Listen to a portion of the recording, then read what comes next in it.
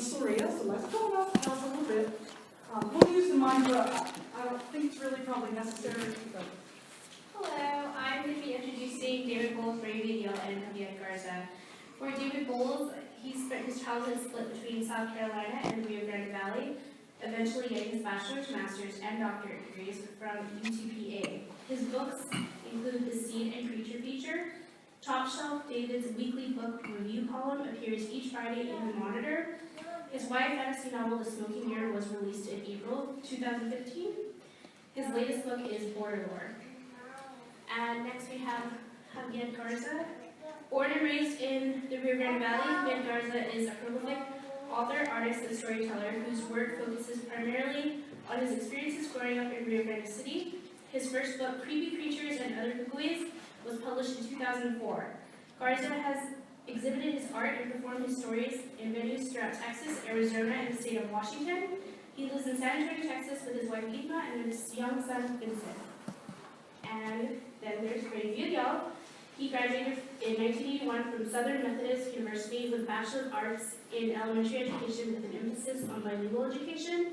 In 1991, he completed his Master of Liberal Arts from the same university. He has taught for 27 years, working mostly with fourth graders and maintaining a focus on writing in his classrooms. He lives in Dallas, Texas, and works as a reading specialist in the Dallas Independent School District.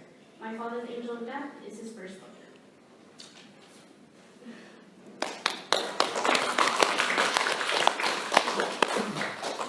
Thank you. I thought we would hear a little bit from each of our speakers. We'll go like in this order on the table. So David, you'll be first, then Javier, then Ray. And then we're going to open to questions from you, the readers of the books.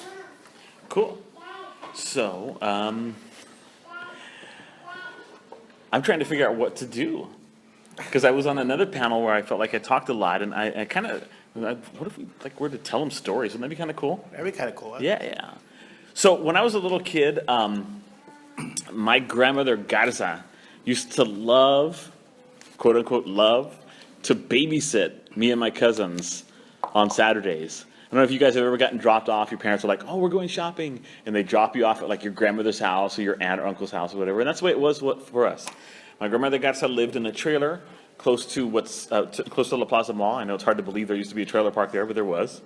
And on Saturdays, when I was about 4 years old, we'd get dropped off to kind of hang out there and have her take care of us. And my cousins and I, it'd be about 8 of us, we'd run around outside, causing trouble, throwing dirt clods at chickens and like, screaming at each other until she would get like really, really fed up.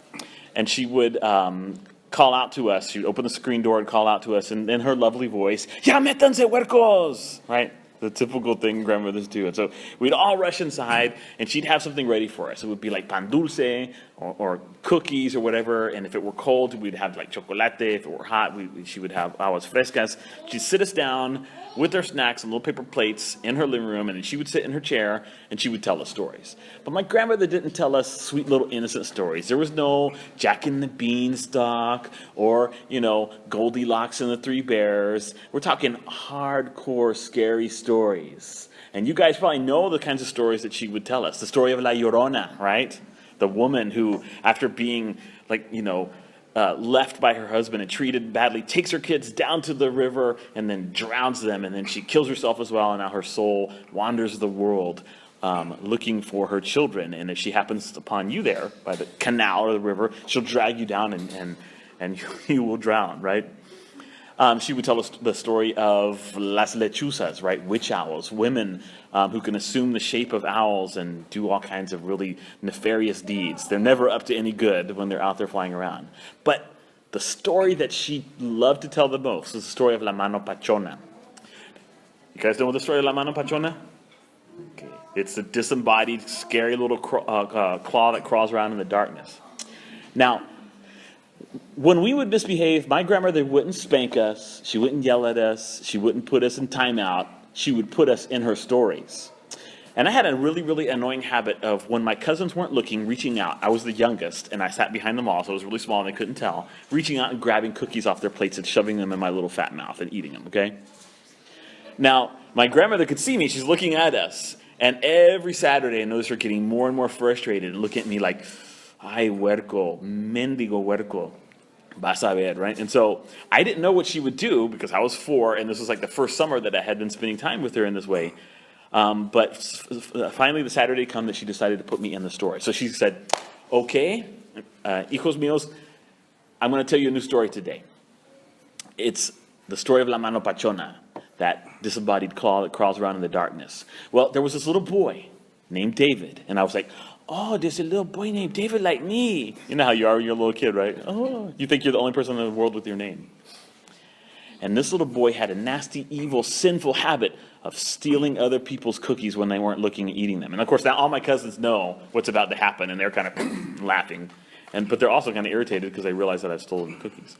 And one day, she said, little David stole the last cookie of his short and sad little life. He reached out, pulled the cookie off of his cousin's plate, plopped it into his mouth, bit down on that crunchy goodness, swallowed, and then he felt a rumble in his stomach because he had stolen one too many cookies, and he needed to go to the restroom pretty badly. So up he jumped and ran down the hallway of his grandmother's trailer, and then I was like, oh, the little boy named David have a grandma with the trailer. I didn't get that she was telling a story about me quite yet, right?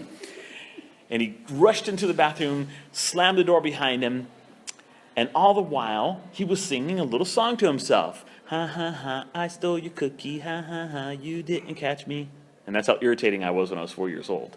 I don't know if you guys have little brothers and sisters that are like that kind of irritating, but that was me.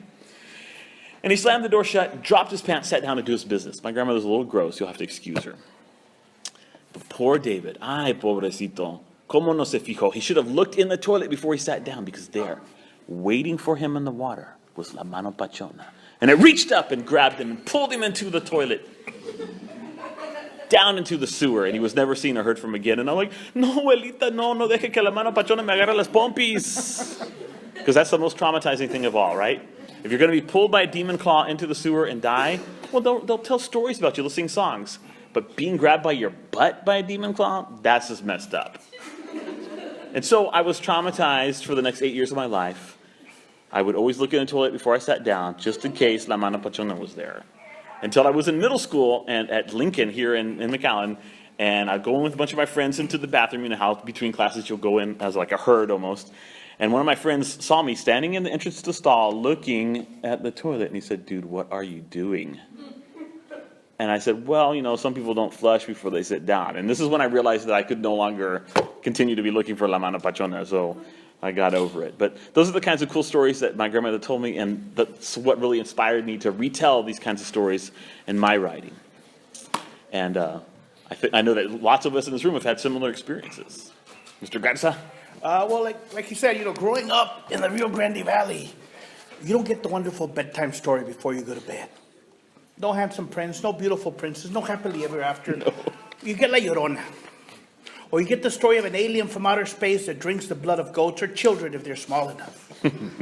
Or they tell you the story of a girl that disobeys her mother and goes to the dance without her mother's permission and ends up dancing with the devil in disguise. And after they tell you all these stories, they tell you, okay, mijo, mija, go to your room, turn off the lights, and go to sleep. Oh, yeah. And, we call them cucuys, and we love them. They are our cuentos. They are our stories.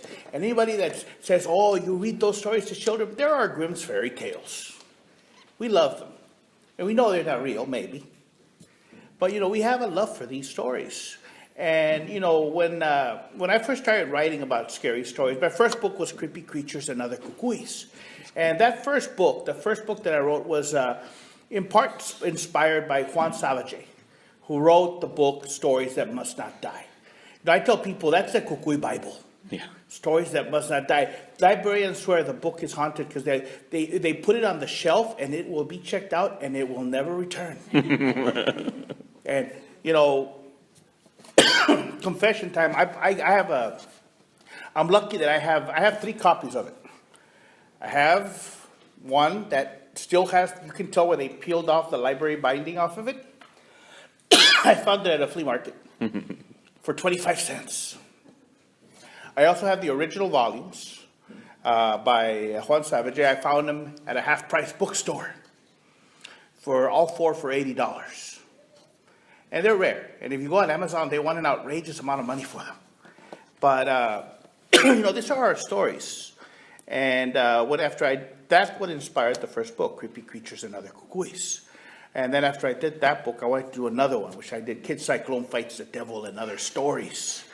And then the latest one that came out is the Donkey Lady Fights La Llorona. I love it. Which they actually have here now. They're selling it here. And the thing with that book is, I grew up with La Llorona. When I hear the word cucuy, the first thing that popped into my head is La Llorona. The story is scary. Woman drowns her own children in a river, comes back as a ghost, steals other children, claiming them as their own. And then when I went to San Antonio, the kids started telling me about another cucuy, the Donkey Lady. And I was like, the donkey what? Oh, sir, the Donkey Lady. And they told me the story of this woman. She lost her children in the fire. And now she went crazy and she made a pact with an evil spirit and became the Donkey Lady. Her face looks like a horrible donkey, sir. And now she goes around stealing children. And I thought to myself, well, that's La Llorona. But no, sir. And of course, they all swore that it was real. And of course, I bet you I know what happened. A lot of artists, when they describe La Llorona, some describe her as having the face of a horrible donkey. Some artists, Romero and other, they've done paintings of the Donkey Lady, like La Llorona, where she looks like that. So probably what happened is the stories got kind of merged, and one became the Donkey Lady. And I always thought my first reaction was, wouldn't it be cool if they got in a fight? And wouldn't it be, and who would win? So I did that book, The Donkey Lady Fights La Llorona, where they're both fighting over a little boy named Margarito. And they're trying to see who's going to get to claim him as their next victim. And Margarito, well, he's in a bind because he's always dreamt of having two girls fighting over him. But not like this. And so, when I do scary stories, I try to give them a humorous element, something funny, like a little bit of a... I tell people, I want my stories to scare kids, not traumatize them to the point where they go back to sleeping with a nightlight. And so, that's the deal with my stories. One thing that I do want to share before I move on, I've been doing this today. I've been reading stories that are not out yet. Cool. That I did one earlier called One Itsy Bitsy Little Bite, which was a Day of the Dead story, Pan de Muerto, about calaveras. And I'll do this short. It's a short little story, and I'll do that, and then we'll move on. This is from a book that I'm working on right now. It's called The Ghost of La Llorona Can't Scare Me, and neither can her monster friends, Los Cucuys. And it's a cucuy counting book, because every kid should know how to count cucuys. Clearly. Don't let the ghost of La Llorona scare you, Allison, said Vincent as he peeks into my room. I know that he's trying to scare me, but it's not going to work. The scary ghost of La Llorona can't scare me, I tell him as he leaves, and neither can her monster friends, Los Cucuys. No matter what they do, no matter how hard they try, I tell them, they just can't scare me. But that doesn't keep them from trying.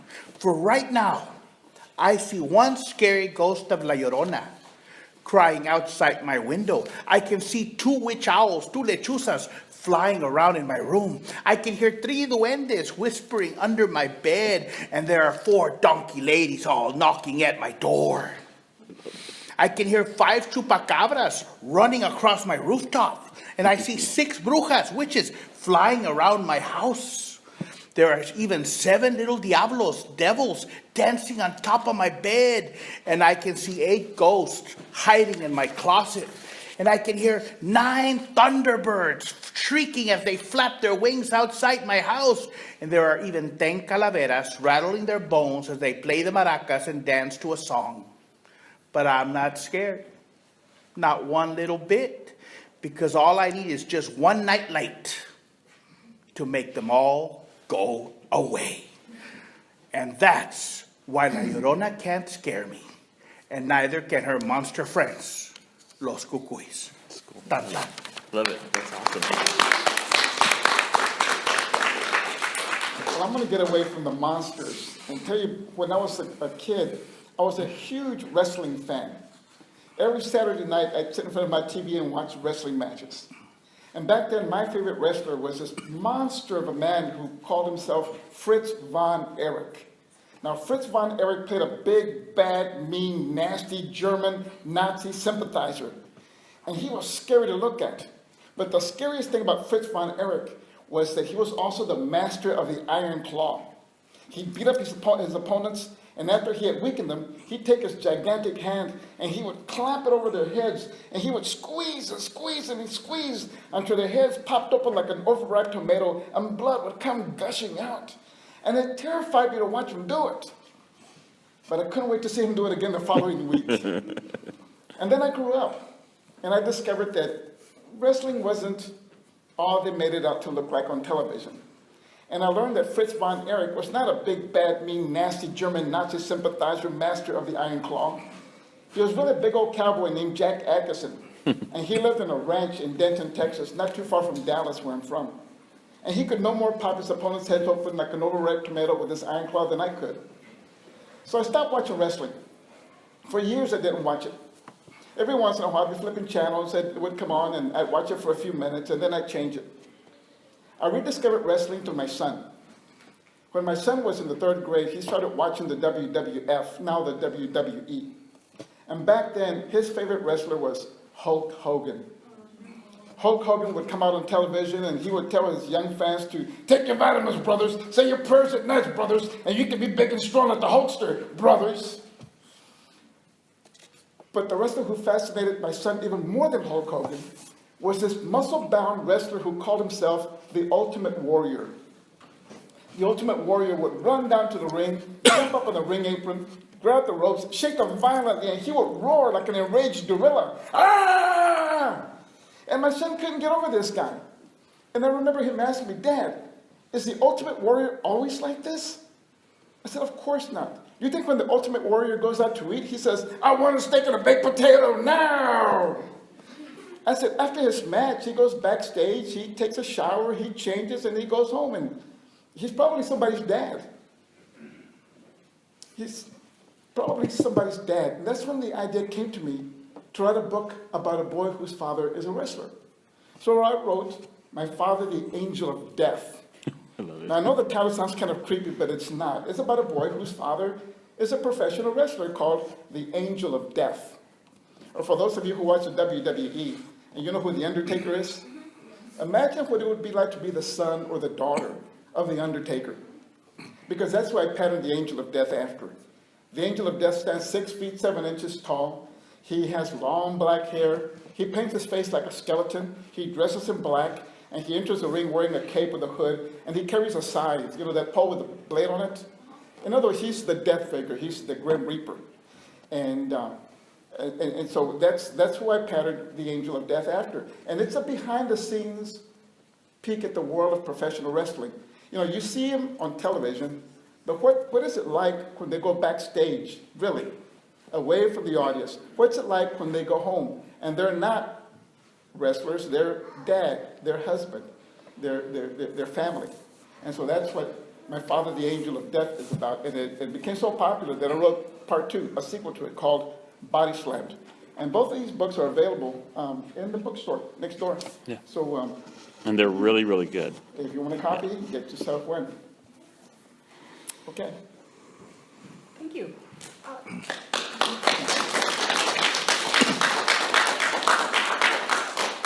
Following on that, I really did love the sequel, Body Slammed, that told us more about the characters than My Father, the Angel of Death, and it was kind of sad, you know, to see what happened to the parents' marriage and how much of a strain the professional wrestling career was.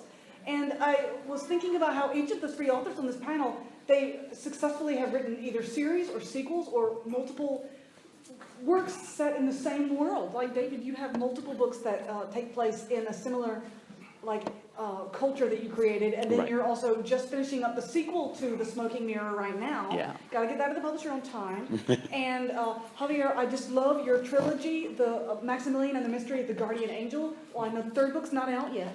And you have 3 collections of creepy stories. And so I'm wondering if you could each talk a little bit about how do you decide if something's going to be a series or if you're going to write a sequel. Could you talk about that process? Yeah, sure. I know that to some extent for me, when I was writing short stories that kind of blossomed into what is now, I guess for a lack of a better word, the Garza twins universe, it was almost kind of by accident. I wrote one story, and then used a character from that story in another story, but like set several decades later. It was the story of the boyfriend's death in The Seed, and then the story of the monster of Donna Lake. And in both those stories is a character named Barbara de Los Angeles, who in the first story is like 17 years old, and the other story is like in her 50s. She's a teacher many years later, and she's got a niece. And I began to see the potential in like a fantasy universe set in the Rio Grande Valley. And for many years, how many of you guys like to read like big like fantasy series, like Harry Potter, things like Percy Jackson and stuff like that? So I love that kind of stuff, and my son and I and my daughters, we would like read these series together. But one of the things I was always disappointed about was, the lack of Latino characters. I wanted to see like Mexican American kids fighting, the donkey lady or La Llorona or Aztec and Mayan gods or something like that. And so I began to see the potential in the shared universe that was kind of growing out of the stories. Different things began to fall in place. I had this idea of wanting a brother and sister being teamed together, and I wanted them to be facing off against Aztec gods. And just bit by bit, different things would happen and make me realize what those characters were going to be like and what their powers were going to be. So it ended up being Johnny and Carol Garza, who are shapeshifters. They're nahuales. They can change into. Carol takes on the shape of a wolf, and her brother Johnny takes on the shape of a jaguar. And setting this first book in the Rio Grande Valley and in Mexico and in the Aztec underworld, I began to see the potential for other books that would have to do would do the same thing. You would have part of the book set in school at a particular part of the year. They're in middle school in this book, and also in book 2 that I'm working on. And then they would be, for some reason, they would have to go to Mexico, and then in Mexico there would be the call to action to go to some mythological realm or something full of magic. And so in the second book, they go to a kingdom of merfolk under the water.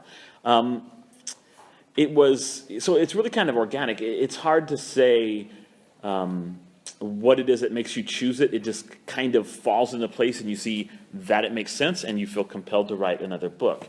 I know that I would have been really upset if there had been only one book in the Maximilian series, because it ends on a note that it could be a self-contained book, but it also makes you want more. And you guys have seen the way sometimes they'll end movies that way, right? It'll end with a way that suggests maybe a sequel's coming. And then sometimes they don't make the sequel, and you're like, darn it, I really wanted a sequel to that thing. And so I deliberately created this book so that it could end at the end, The Smoking Mirror, or that it could, if I could get somebody, because that's the trick, isn't it? Like, you could come up with an idea for sequels, but somebody better want to publish your book, or otherwise you're in trouble. And so luckily I got a publisher to pick up all 5 of them. So to me, it's kind of an organic thing. I don't know if it's something that you can plan. I guess you could say, oh, you know what, I'm going to write a science fiction series, and it's going to be however many books, and you could plan it out ahead of time. But sometimes it's better for it just to happen organically. It feels more natural, and the story feels more realistic. Well, with Maximilian and the Mystery of the Guardian Angel, I share Ray's love of lucha libre, of wrestling. I grew up with it as a kid. I watch American wrestling. I watch Mexican wrestling. I love the Santo movies. Santo contra las mujeres vampiro, Santo contra las lobas. And just this really, they were the golden age of Mexican cinema. And I love the movies, and I love the whole concept of the wrestler as a superhero, as a secret agent.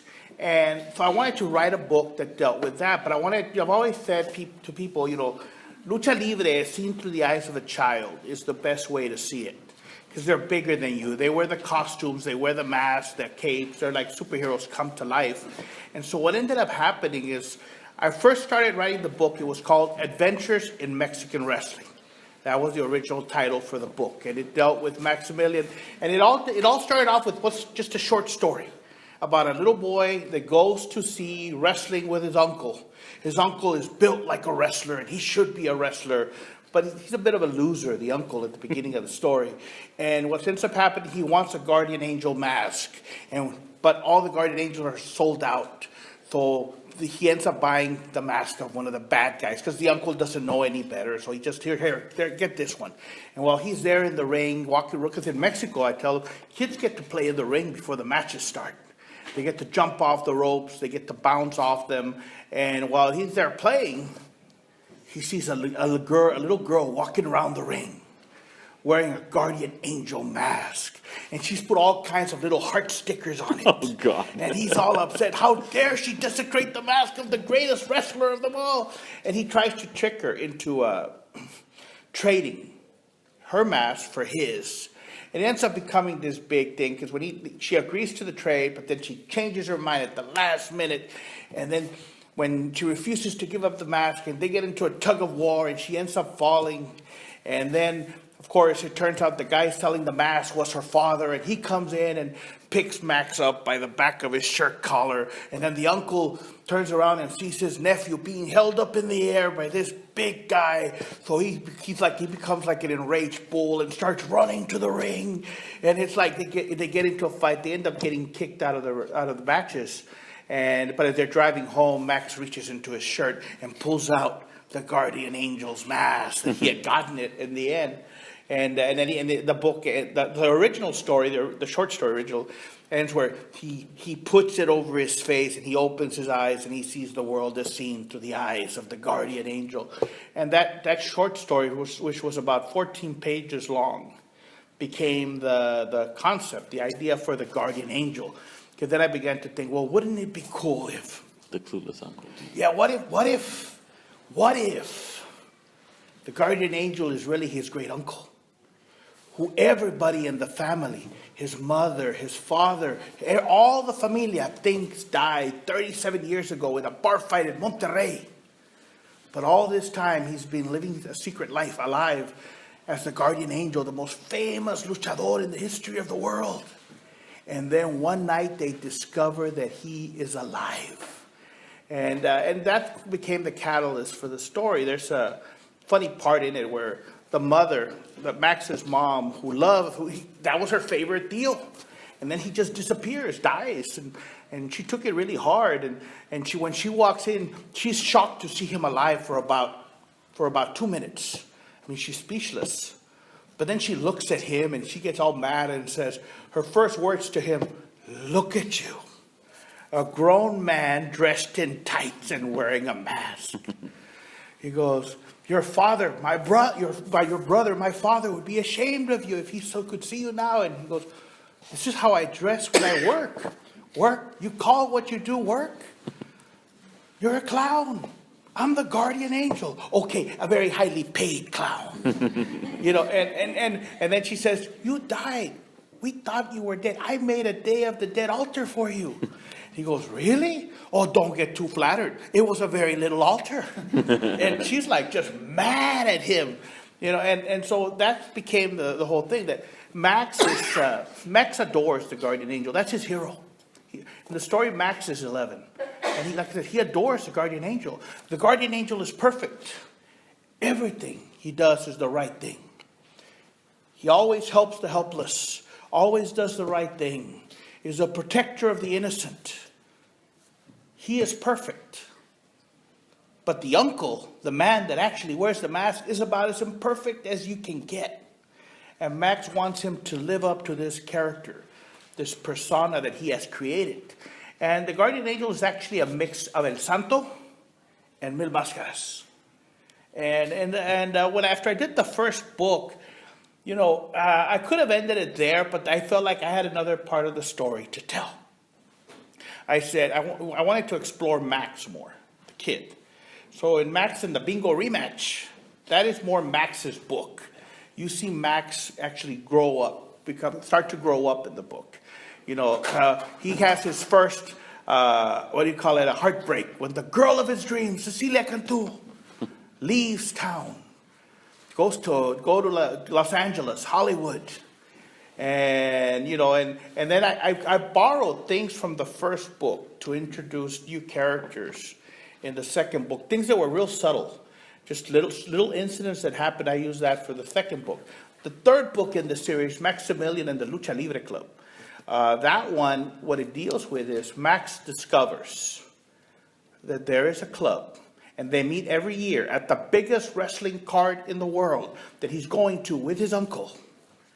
And this group of kids, and they're all kids, they are the Lucha Libre Club. And they are the nephews, the nieces, the sons, the daughters, the grandchildren of some of the most famous luchadores in the world. And Max wants to be a part of this club. And Paloma, who's from the second book, is going to sponsor him to be a member of the club. And of course, the fact that he is the nephew of the guardian angel means some kids love him because he is the nephew of the guardian angel. But then he discovered that there are also those who hate him for no reason other than the fact that he is the nephew of the guardian angel. And that's kind of like what the third book is going to be about. And it's Max's book also. You see him grow up a little bit more in the story. And that should be out in May. Or at least that's what the publisher told me. Well, when I wrote My Father, the Angel of Death, I already had a background knowledge of wrestling. I grew up watching wrestling. I was a huge wrestling fan, but there was a lot that I didn't know. So I had to research a lot about how it works. And one of the things that I discovered was that some of the top wrestling superstars that you see on TV today, the John Cena's and the Seth Rollins and the Roman Reigns, those guys, they are on the road sometimes 300 days out of the year. Now, we watch these guys on Monday Night Raw, we watch them on Thursday Night SmackDown, but they also wrestle on Wednesdays, Thursdays, Fridays, Saturdays, Sundays. Those are called house shows. They're not shown on television, but they have the matches in different cities. And sometimes they're gone for 300 days out of the year. And I figured that had to put a strain on a marriage, on a family relationship.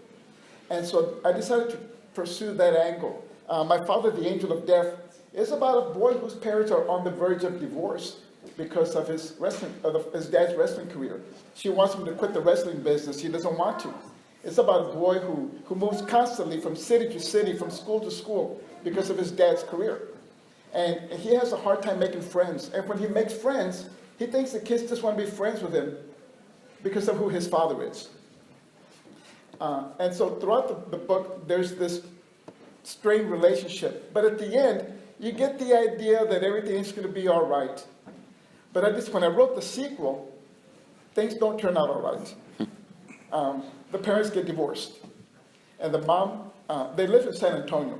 His mom has moved to Dallas, which gave me an opportunity to then add some of the characters from my other books in that story. For example, the mother, now divorced from the Angel of Death, whose real name is Mark Barron, is dating an algebra teacher who appears in my book, Don't Call Me Hero. And if you don't read Don't Call Me Hero, it won't matter to you. But if you read it, you go, oh yeah, that's that same guy from the other book. And this story, Don't Call Me Hero, is about a boy who, he's a comic book geek. He fantasizes about being a superhero. He wishes he could be like Superman or Batman or one of these other superheroes. But in reality, his life is going nowhere. But then one day he rescues a lady from drowning. And she turns out to be this world-famous fashion model. And suddenly he's a hero. He's on national TV. He's on the news. He's everywhere. But he learns that being a hero isn't quite what he thought it was going to be like. But his story appears in Body Slam.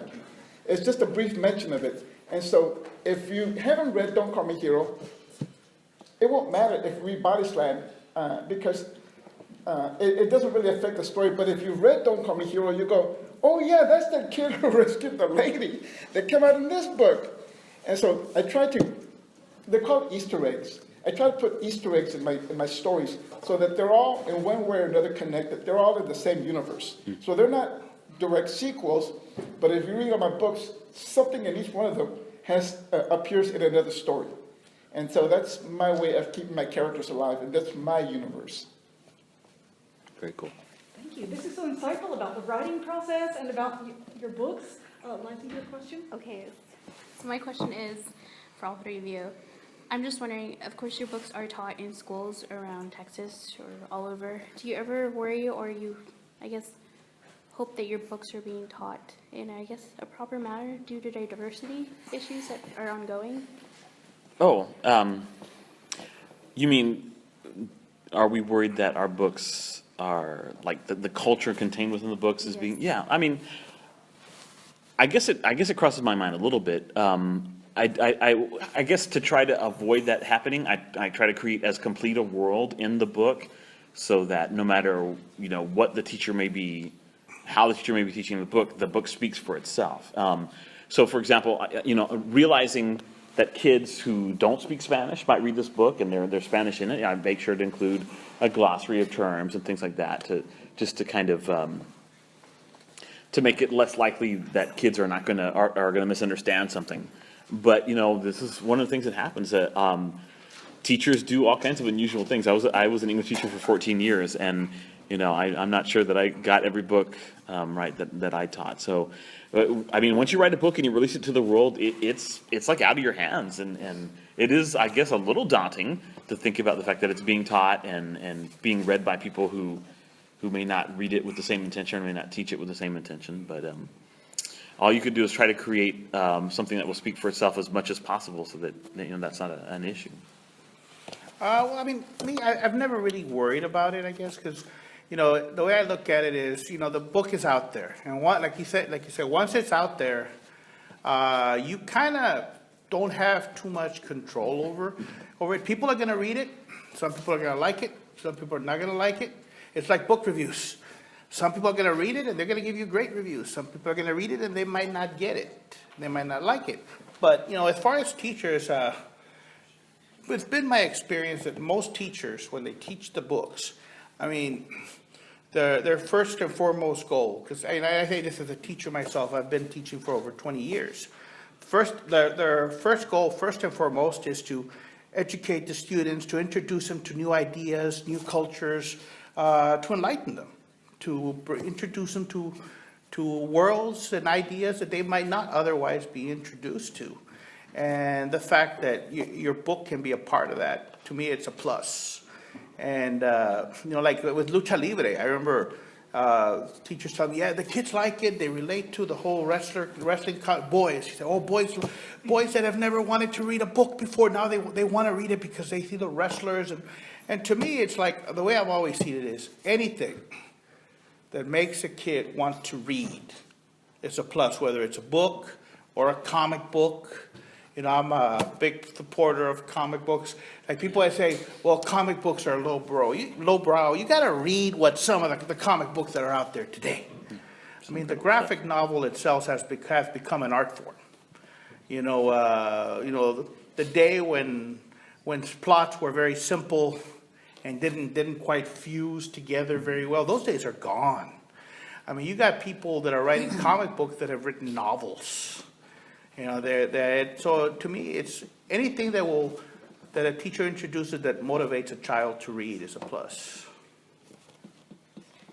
Well, when I set out to write, I wanted my characters to be Latinos, because that's who I am. But I didn't want to write Latino stories. The books that I had seen out there that were available at the time when I first started writing, the Latino characters usually lived in barrios and they were poor and they dealt with gangs and I didn't want to write those kinds of stories. And so I set out not to write a book that told those stories. Those stories need to be told. They're important. They should be told. But I wanted to take my characters beyond the barrios and beyond the poverty levels. And so although my characters are Latinos, the books are written for a wide audience. I wanted them to have broad appeal. For example, wrestling transcends all cultures. It doesn't matter if you're black or white or brown or any other ethnic group. Kids like wrestling. Wrestling's wrestling. Comic books. Kids like comic books. It doesn't matter if you're black, brown, or white, or whatever. Kids like comic books. So I purposely set out to write books that have broad appeal. And again, my characters are Latinos, and they speak Spanish and those kinds of things. But I've presented all across the country. I was in a town called Kettering, Ohio. I never even heard of it, but I was invited to go there. And it was predominantly Anglo. And then I presented at a school in a suburb of Houston that was predominantly African American. And then I've visited schools here in the Valley that are predominantly Hispanic. And it doesn't really matter, what your ethnicity is. Kids like the books because they're fun stories to read. And that's really what I'm trying to do, is just write fun stories that all kids, regardless of ethnicity or social status, social class, will enjoy reading. And they certainly are fun books to read. I bet we have some readers in the audience that might have a question for one or more of our authors. Any questions? Yes? Mm-hmm.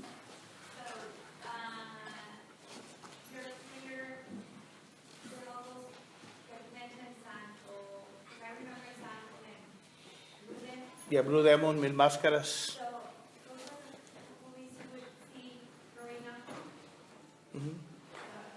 Yeah, I would see Santo contra los zombies, Santo contra el cerebro del mal, and the classic Santo contra las momias de Guanajuato. And, they were, I tell people, those were our superhero movies. Santo would show up in his silver car, in his silver mask, with his silver cape. And, of course, he was, when he would fight vampires, he was dressed in silver to begin with. So there was like a whole bunch of symbolism. I mean, the movies were campy. They were meant to be campy. But that was part of the whole appeal to it, that, they were, before Adam West and Burt Ward put on their Batman costumes and did the whole the campy Batman, they had been doing that before them. That was part of I think one of the possible influences for that TV show was the Santo movies. That's your question. Where can you buy the book? Well, they've got some right here next door. Yeah, next door. But our books are sold everywhere. So like you can get them at Barnes and Noble, you can go online and get them at Amazon. So If you Google our names, you'll see our books. yeah, totally. Anybody else got a question they want to ask? Yes, back there, sir. I got a question. I know writing books, most of it's based on cultural background. How do you find, I guess, when you're writing a new book, like the new stuff that the kids are, for example, 20 years ago, you didn't have computers, you didn't have all this technology. I mean, does it change the story? Well, sure it does. So, so I'm writing a fantasy series with Mexican-American kids from the Valley set in 2015. And you've got to take into account iPhones and iPads, stuff like that. So, like a classic scene is the twins, their moms have been missing for 6 months, they don't know what's going on, they get shipped off to Mexico to stay with their aunt in Monterrey. They're not particularly happy about that, but their dad can't take care of them over the summer. So, but weird things are starting to happen to them. Like the main character, Carol, she wakes up in the very first scene of the book, she wakes up in her backyard and she's got a dead rabbit in her hands. Can you imagine waking up in your backyard like that? It's crazy. And her brother, she catches him throwing away one of his favorite T-shirts, and it's all ripped up and it's got blood on it. And so they don't know what's going on with him. And so Carol stays up one night, and when her brother starts twitching around in the bed because they're sharing a bedroom at their aunt's house, and he sits up and weird things are happening, she pulls up her iPad and starts filming him as he transforms into a jaguar. And this allows her later on to when he in the morning when she's confronting him and saying, "Dude, you just transformed into a jaguar," and he's like, "What? You were dreaming, or whatever." She's like, "No, here it is." And so it changes things. You have to take it into account. Now, so this only happens to them, of course, when they're in the human world. When they go in the mythological world, well, they don't get to take their iPhones and iPads with them. But you've got to take it into account. Now, I've got kids. I've got 2 daughters who are in college. One's 23, one's 18, and I got a son who's a freshman in high school. So I constantly, they inform what I write about young people. And I also work in a school district, so I'm around kids regularly enough that I kind of keep my finger on the pulse of what they're doing. And I read a lot of young adult fiction and so forth. So you can't build a young adult or a middle grade novel anymore and pretend like it's 1975. You've got to take technology into account, or else you're not being truthful about existence. Technology changes, and you have to change with it. When I wrote My Father, the Angel of Death, came out 10 years ago, there's a waitress that waits on the Angel of Death at the restaurant, and she talks about how she tapes wrestling every Monday night on her VCR. Well, 10 years ago, we were taping stuff on VCRs. Of course, now we don't, or I guess some people still do, but I gave mine up a long time ago. And so I wouldn't use that today, and years ago, somebody called at the house, but now everybody has a cell phone. My characters of the books that I write now have cell phones. And I try to not date my books, but I know that even today's technology, 10 years from now, will be outdated. But you constantly have to change, and so it isn't, they've got to get to a phone booth to call home. Everybody's got a phone. Even in elementary school, kids have phones. So I've got to include those kinds of things, being mindful of that when I write my books. Yeah, I mean, like David, I teach. So I see the kids. The Maximilian books are based off an 11-year-old who turns 12 in the next book kid. I teach 6th, 7th, and 8th graders, which is that age. And so I pretty much can see, like in the second Maximilian book, there's a conversation that he's having with his girlfriend, well, still girlfriend, because technically they never broke up. And he's having a conversation with her on basically it's Facebook, just chatting back and forth. And that's the thing with that you have to do it because, with like my son, he plays on the Xbox and he'll be playing with his cousin who lives in another country. And they'll talk and they'll converse as they're playing games. I hear the voice and I say, "Who are you playing with?" "Oh, that's cousin Michael." Cousin Michael lives in another country, And to us, that's crazy, but to them, it's nothing. So yeah, you have to incorporate all that into your books because kids will call you on it. I teach junior high. I actually led some of my. Every year I have like 2 or 3 kids that are my readers, and I'll let them read the stuff. Before the books come out, I'll let them. I have 2 kids that have already read Maximilian and the Lucha Libre Club, and I'll tell them. "So what you think? And be honest. Tell me." He goes, and there was one kid that told me this. It's really, and I added a whole chapter because of what he told me. He said, "Well, he had one problem with the story," and I said, "What? They're at a hotel." He goes, "Yeah, and they never go to the pool." And I thought to myself, something I had it wouldn't have been like, what self-respecting 12-year-old would spend a day at the hotel and not find his or her way to the pool? Right. And so I added a whole chapter where they're at the pool and they get into this whole little, without giving too much away, they get into that where they get on top of the shoulders, king of the, whatever you want to call it, king of the, yeah. Chicken fight. And they're fighting, and Max is about to win. He's about to win. In walks Paloma, one of the girls in the story, wearing a bathing suit, and he's never seen a girl in a bathing suit. He gets completely distracted just long enough that he gets knocked off. But then, of course, all the girls are like, "Are you okay? Are you okay?" And Max realizes that though I lost, I technically won. Because the guy that won the thing, he's looking all angry at Max because the girls are all like, "Are you okay? Are you okay?" So that chapter was because of them. And I told, he goes, just when he said that, I went like, it was like, how could I not do that? How could I not do that? Put that chapter in there. So yeah, you always. You use the kids. Use the kids. And most of them are very honest. The thing about kids is they like your story. They really like your story. If they don't like it, they really, truly don't like it. So I'm going to tell you. Yeah, they'll tell you too. I love that you ask the young people what they think and use their advice. That's really cool. It is cool. That's great. Another question from an audience member.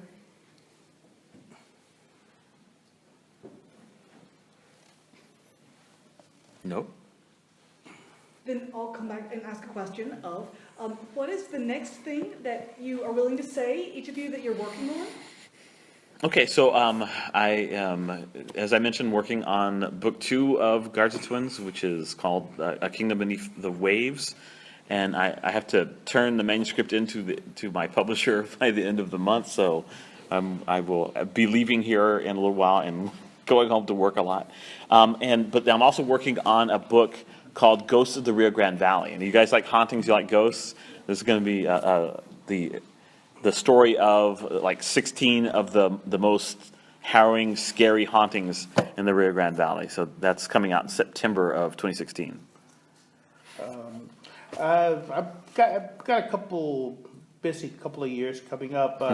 Well, Donkey Lady Fights La Llorona came out. Finally, I've been working on that thing for I tell people my scary story collections usually run about 4 to 5 years between books, because I don't work on them continuously, but that came out. I have another book, the third Maximilian, that'll be out in May.